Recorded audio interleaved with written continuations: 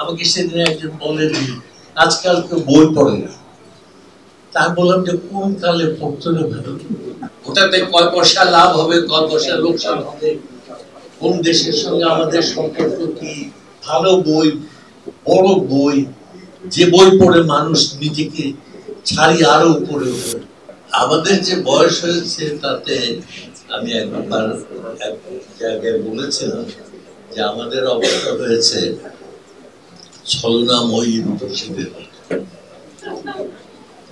ছলনাময়ী রূপসীরা যেমন এই হাসে তো এই কাঁদে, আমাদের শরীরের অবস্থা এই ভালো এই খারাপ। কারণ কালকে রাত্রেও আমি ভালো ছিলাম, যেমন আজকে উঠে দেখি যে শরীরটা ভালো লাগছে। আগে আমি বুড়ো মানুষ দেখলে খেপে দিতাম। আমার বয়স যখন 25-26, তখন যাদের বয়স 57-58, এদের দিকে তাকালে মনে হতো কতগুলো শকুন এই দুনিয়ার বাস্তব টাকা পয়সার টানাটানির মধ্যে কেমন কামড়া কামড়ি করছে সারা। কিন্তু বুড়া হওয়ার পরে দেখলাম যে কামড়া কামড়িটাও তো বেশি না, কারণ দাঁত পড়ে যায় তত। পার্থক্য যে কতটা সুন্দর হয় আমি সেটা বলার চেষ্টা করেছি।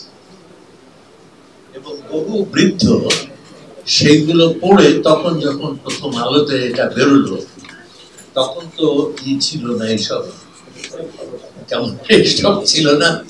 এই বুড়োরা এটাকে ফটোকপি করে অন্য বুড়োদের কাছে পাঠাতো যে পড় পড়, হ্যাঁ দুঃখের কারণ নাই, আমরা বুড়ো হয়েছি তাদের কিছু।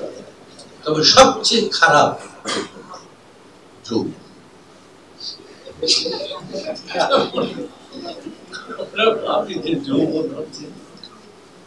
জীবনের সেই মানে রাজা, একেবারে এর চাইতে যন্ত্রণাদায়ক, এর চাইতে উচ্চাকাঙ্ক্ষায় জর্জরিত, এর মতো হ্যাঁ ব্যর্থ প্রেমের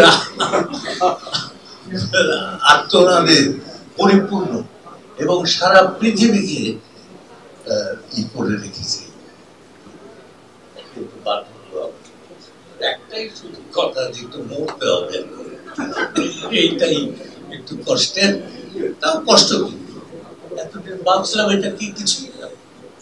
আমরা যে প্রথম কথা যে জন্মেছি, আমি মনে করি যে এই যে জন্মালাম পৃথিবীতে মানুষের জীবনের যত রকম সাফল্য আছে, প্রথম প্রধান সাফল্য হচ্ছে মানুষ হিসেবে আমি জন্মেছি।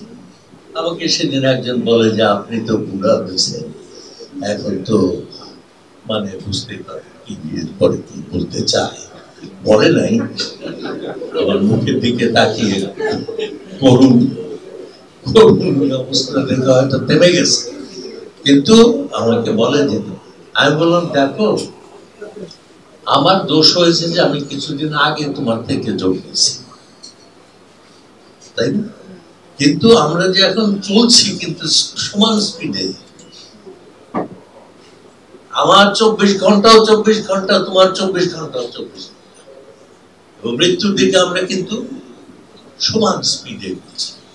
সুতরাং আমাদের মধ্যে আর কে যে আগে যাবে তাও তো কেউ জানে না। তো যা হোক, বইয়ের মধ্যে অনেক কিছু আছে। এই বই মানব সভ্যতাকে সৃষ্টি করেছে। আমাকে সেদিন একজন বলেন আজকাল কেউ বই পড়ে না। তা বললাম যে কোন কালে পড়তো না ভালো, বলতে পারো? ভালো বই, বড় বই, যে বই পড়ে মানুষ নিজেকে ছাড়ি আরো উপরে উঠে। যেমন এই জঙ্গল থেকে মানুষকে একেবারে আজকে এইখানে নিয়ে এসেছে। সে বই কে পড়েছে, কবে, কয়জন? কিন্তু তারাই তো পৃথিবীকে পাল্টায়, তারাই তো এই পৃথিবীকে উপরে তুলে দেওয়া। কতজন পড়লো তাতে কিচ্ছু এসে। এইখানে আমি শুনলাম যে এইখানে ভারতের বই নাকি কোনখানকার বই, সেগুলো থাকে কি থাকে না, এগুলো নিয়ে নানান কথাবার্তা। আরে বই থাকে কিনা সেই কথা বল, কেমন মানুষের আত্মার আলো যেখানে জ্বলছে সেই প্রদীপ আছে, সেই কথা বল।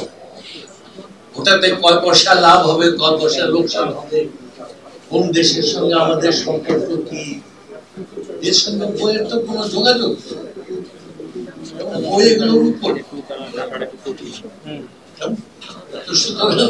আমি মনে করি যে এইসব নিয়ে যে কথাবার্তা হয় বা যারা বলে, তারা খুব উদ্দেশ্য প্রণোদিত ভাবে বলে এবং বই ব্যবসাকে বইয়ের উপরে জিনিস মনে করে। খবরের কাগজ, নিখাত, নির্ভীক, নিরপেক্ষ।